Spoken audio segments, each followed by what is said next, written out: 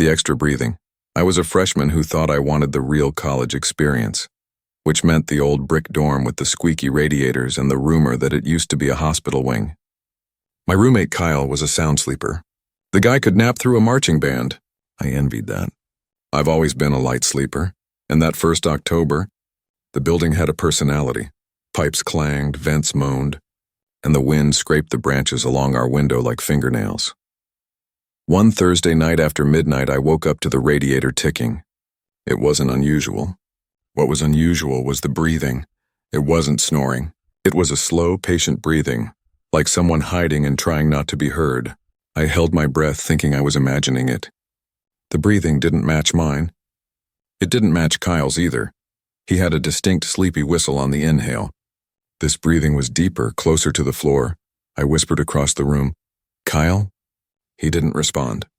His silhouette was motionless in the top bunk. The breathing continued. A soft exhale, then a faint scrape like fabric brushing tile. The room had almost no light, just the tiny green numbers of my alarm clock on the desk and a slice of orange from the street lamp that cut across the floor. I hatched a plan. Roll over, flick on my phone flashlight under the blanket, and sweep the floor. I slid my hand under the pillow for my phone. My hand brushed something cold. My heart stopped. The thing under my pillow was my phone, but it was icy, like it had been sitting near the open window. I pulled it out, turned on the flashlight under the blanket, then slowly lifted the edge. The light cut the floor in a thin beam. I saw dust, a single sock, and the legs of my desk chair. The breathing paused, then continued a tiny bit faster. It was coming from under Kyle's bunk. I pointed the light toward him. The beam hovered under his bed, and I saw nothing at first. Just the tangled loops of extension cords, our mini fridge hum, the edges of cardboard boxes. Then I realized one of the boxes had a slit cut along the side like a flap. It rocked, barely. The breathing matched the tiny movement. I weighed my options. I could yell and run, but I was frozen with that kind of fear that makes your thoughts go weird. I decided to wake Kyle quietly. I muttered, "Dude, wake up, seriously." The bunk creaked above me. "What?" he said, groggy, voice thick. "Someone's under your bed," I whispered. He exhaled. "Shut up. I'm serious." He sighed, annoyed, and jumped down. The beds were stacked high, so when his feet hit the floor, the room gave a little shudder. The breathing stopped. Kyle rubbed his eyes. "You're freaking me out." The box under his bed jerked. Kyle froze. I could see his brain process it in real time. Confusion, then anger. He grabbed the chair and yanked it back. "Who the—" He bent down, lifted the flap, and his face drained. We both expected a raccoon or some garbage. What was there instead was a pair of wide eyes and a thin face, cheeks sucked in, hair matted. A girl. She was shoved into the box, curled up like a cat, hands tucked close to her chest. She blinked in the light and whispered, "Please don't tell. Please." Kyle jerked back and I jumped off my bed. My first thought was drugs. My second was a prank. But nothing about her looked like a prank. Her shirt was torn at the shoulder. She had a bruise at her temple. Her hands were dirty, fingernails broken like she'd clawed something. She looked terrified. "How did you get in here?" I asked. She flinched at my voice and looked past me like she expected someone behind me. "He has a key," she said. "He has all the keys." Kyle grabbed the door handle like he would bolt. It was locked, of course, but that didn't make me feel better. "Who?" he asked. She shook her head, then shushed us, holding a finger to her lips, listening. And in that silence, we heard it. Footsteps in the hallway, slow and casual, like the person strolling knew they owned the space. A key ring jingled. The footsteps paused outside our door. The handle turned once. Then again we didn't breathe. The person on the other side slipped a key into the lock and tried it.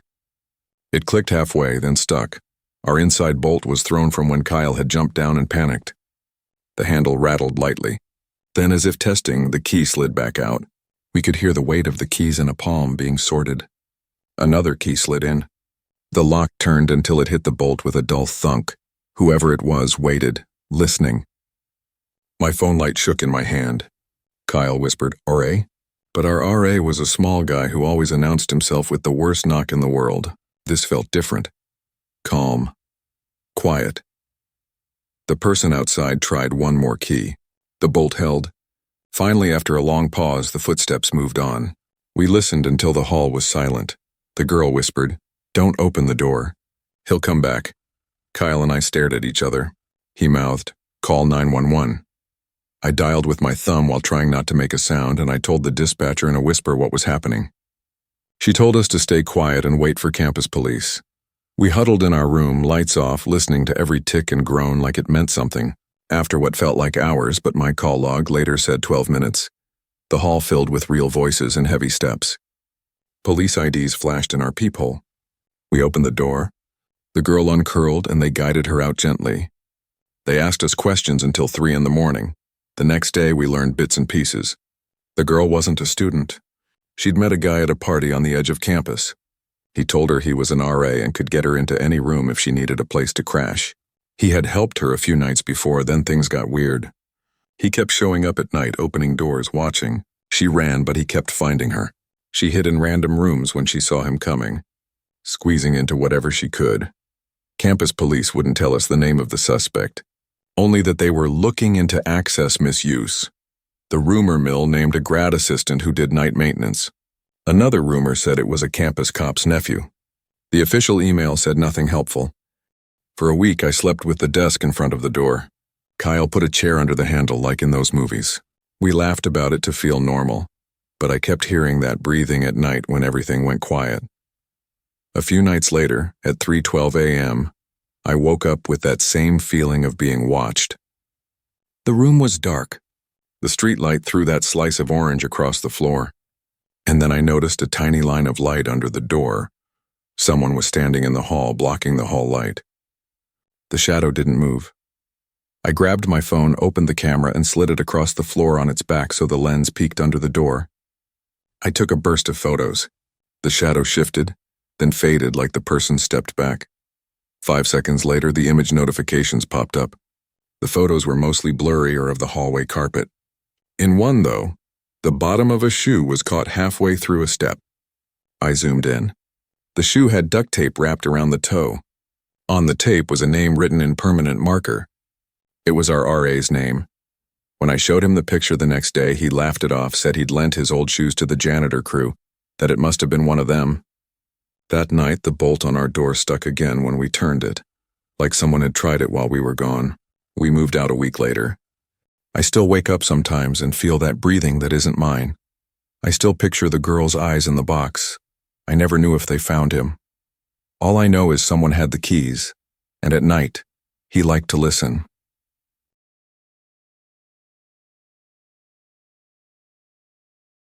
The knock code sophomore year, we had an RA named Sarah who had a friendly habit of knocking in a pattern. 2 knocks, pause, 3 knocks. Everyone knew it. It meant RA, not a friend, don't ignore. The building was newer, the halls wider, the doors heavy with automatic closers that thumped softly at night. We pretended the place was safe because it had better lighting and card access. My roommate, Tori, was a night owl. I was not. On a rainy Tuesday around 2 a.m., I woke to that knock pattern. 2 knocks a beat. 3 knocks. I sat up groggy and looked at the clock. 3 a.m., I whispered. "Tori, did you order food again?" "No," she said, awake and instantly suspicious. "Who knocks at 2? We both listened. The peephole view was fisheye weird, but I recognized the hooded raincoat Sarah always wore. Light gray, the same white stripes near the pockets. She was looking down like she was checking her phone. The hallway light flickered once, a slow blink. "Yeah?" I called out, not opening the door. Sarah's voice came through, steady. "Hey guys, quick room checks. Sorry it's late. Flooding in the basement, I need to make sure everyone's off the laundry cycle." Tori and I exchanged a look. It wasn't unheard of to get a late knock. There had been a burst pipe once. I went for the chain. Tori shook her head and mouthed, "Ask something." I said, "What's our room number?" There was a small pause, then the voice laughed. "Seriously?" 212, we were 212. Tori rolled her eyes and waved me on. I unlatched the chain and opened the door. The figure in the raincoat looked up. It was Sarah. Same face, same tired smile, but her smile didn't reach her eyes. They were a little too wide, a little too excited. And her hair was wrong. It was wet and stringy, hanging in weird strands like she'd been outside in real rain, but it hadn't rained since 9. I remembered because I had walked back from the library at 9:30 under clear skies. "Hey," she said, Sorry, quick thing. Laundry room's closed for the night. Did you leave anything down there? Tori shook her head. No. Sarah leaned a shoulder against the doorframe like she meant to step in. Can I check your sink? We've got backflow in the south wing. Our room wasn't in the south wing. Tori caught my eye again and subtly shook her head. We're north, she said. Sarah blinked. The smile faltered for half a second. Then she said, Oh, I meant the north. Sorry, it's late. Tori didn't move. You can check the sink tomorrow. Sarah kept that too wide eye contact. Then she laughed, a little forced. Okay, but if your sink coughs air, don't freak out.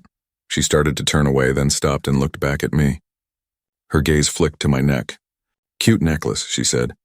Your boyfriend gave you that, right? I froze. She had mentioned my necklace once during move-in when we were talking about long-distance relationships, but she hadn't seen me wear it at night. I took it off to sleep, always did. It was on my desk, out of sight from the door. I swallowed. Yeah. She nodded and left, the hallway lights wavering over her as she rounded the corner. The door closed with that soft, heavy thump. Tori locked every lock we had. We stared at each other. How did she know the necklace thing? I asked. Maybe she remembered from move-in, Tori said, but it sounded like she was trying to logic away a feeling. Or maybe she saw it earlier today. I wanted to believe that.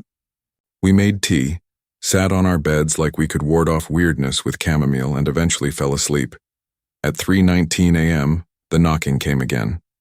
2 knocks, pause, 3 knocks. It was the same rhythm, but faster, as if whoever it was wanted in now. Tori grabbed her phone. I looked through the peephole. It was Sarah again. Same raincoat, same odd hair. But there was something off about her face, like it was too smooth around the cheekbones, the shadows wrong.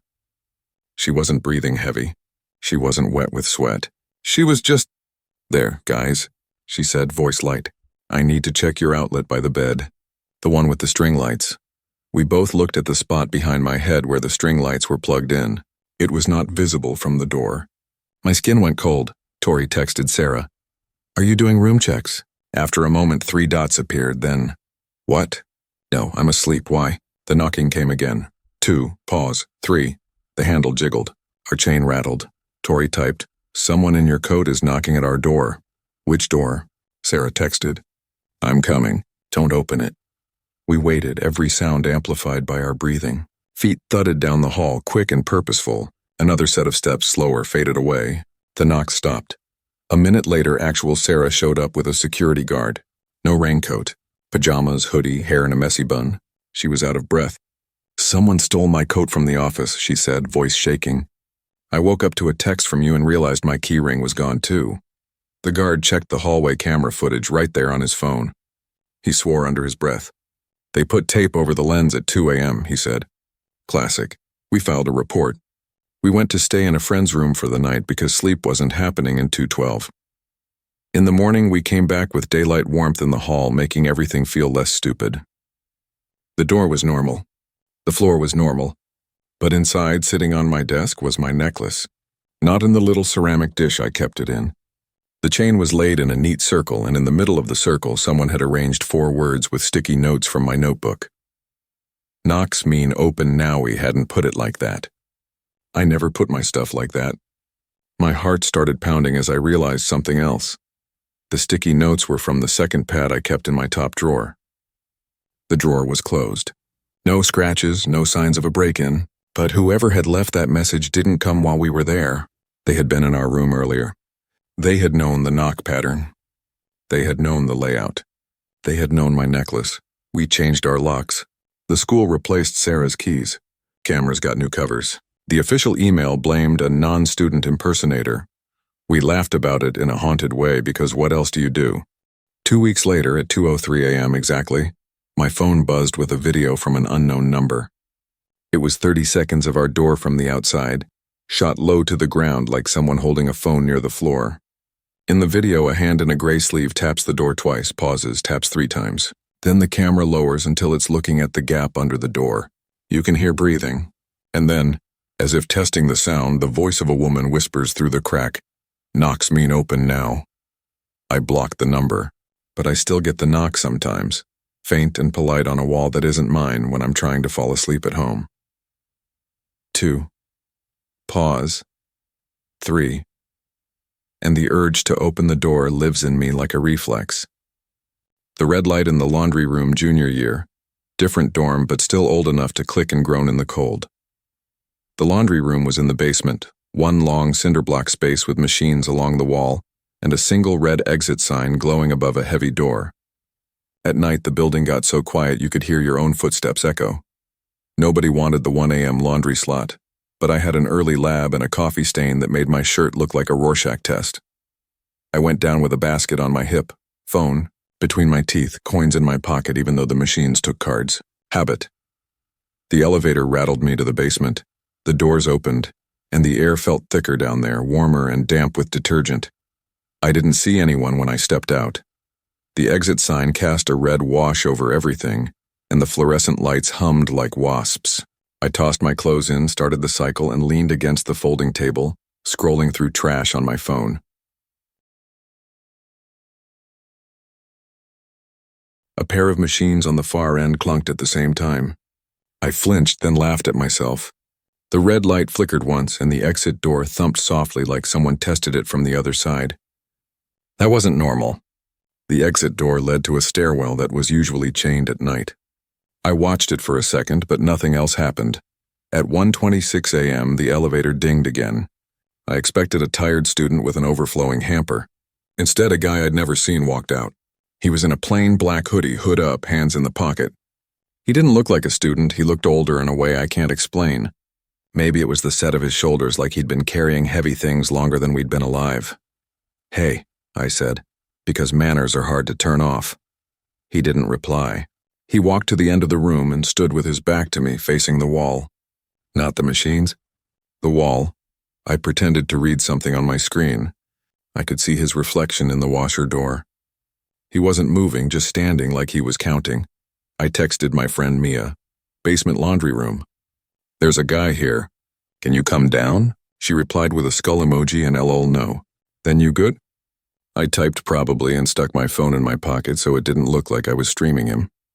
The guy shifted finally and pulled something from his hoodie, a key ring. It was big, with long silver keys like the kind that go to maintenance closets. He picked one and walked to the exit door. He tried the lock. It clicked, but the chain on the other side held. He tried again. The chain clinked softly and held again. He stepped back like he was deciding something. Then he turned around and looked at me. His eyes were dark, not in color but in expression. The way people look when they're holding their breath before a bad act. He smiled without teeth. "You got any detergent?" he asked. It was such a normal question that I almost said yes. But there was a long beat before the words reached me, like they had to travel through something heavy first. I shook my head. "No, sorry." He nodded once, then walked past me, slow enough to be noticed, but not slow enough to be stopped. As he passed, a smell came with him, not sweat, not cologne. Something sweet and metallic like wet pennies. He paused at the machine next to mine and watched my clothes spin. He didn't ask what cycle I was on or when it would be done. He just watched the blurry whites and darks through the glass. My phone buzzed. "Mia, I'm coming down. Don't die." The elevator dinged again. I watched the guy in the reflection. He tilted his head toward the sound, then looked back at my washer like he was waiting for a reveal. Mia stepped out wearing socks and slides and a messy bun, sleep face and all. "Hey," she said loudly. "You almost done?" 2 minutes, I lied. The guy stepped away from my machine. He walked to Mia, smiled the same no-teeth smile and said, "I need your help with the door." Mia blinked. "What door?" He pointed at the exit. "It's chained." "I think there's a fire hazard," Mia laughed. "It's always chained, dude. It's fine." He nodded as if that confirmed a theory. Then he lifted his key ring and let it dangle. The keys were old and scratched, the loop fat with use. He said, "These can open anything." Mia looked at me over his shoulder with an expression that said, "Weird, but let's not engage." She turned to the vending machine and started banging it for a soda that would never drop. The guy watched us both. Then the lights flickered again. The red exit sign went black for a heartbeat, and in that black, I heard the chain on the door clink like it had been tugged from the stairwell side. The red light came back. The guy smiled again and said, "It opens sometimes when the power blinks." I felt something cold crawl up my back. "We should go," I said to Mia. "Yeah," she said casually. but she was already pulling on my sleeve. We gathered my damp but done laundry and piled into the elevator. The guy didn't move. He just watched, that half smile fixed. As the doors were closing, he stepped forward quickly and stuck his hand in the gap. The doors sprang back open. He leaned in, looked at the control panel, and pressed the B button again. "You forgot something," he said, eyes on me. "I didn't," I said, my voice shaky. He tilted his head. "You did? It's still spinning." The doors closed before he could stop them again. We went up to the lobby level and got out. Mia and I hid behind the soda machine until the elevator went back down. Then we ran up the stairs, laughing the way you laugh when you're not actually okay. I didn't sleep well. At 3:47 a.m., my phone pinged with a campus alert. Basement door malfunction. Avoid area until maintenance arrives. It included a blurry photo of the exit door with the chain hanging loose. Someone had cut it. At 7 a.m., I went down to get my forgotten laundry. I wasn't alone. 2 campus cops and a maintenance guy were standing near my washer. The door was open. My clothes were sopping wet in a puddle on the floor. The maintenance guy had a hand over his mouth like he couldn't decide what to say. "What happened?" I asked. One of the cops said, "You left anything else down here?" "Just clothes," I said. My voice echoed in the empty room. The other cop pointed to the floor under the folding table. There was a small square of paper, water-warped and stuck to the tile. He pried it up with a pen and handed it to me. It was a Polaroid, the kind that prints right away. It was of me, taken through the washer door while I leaned back against the table, looking at my phone.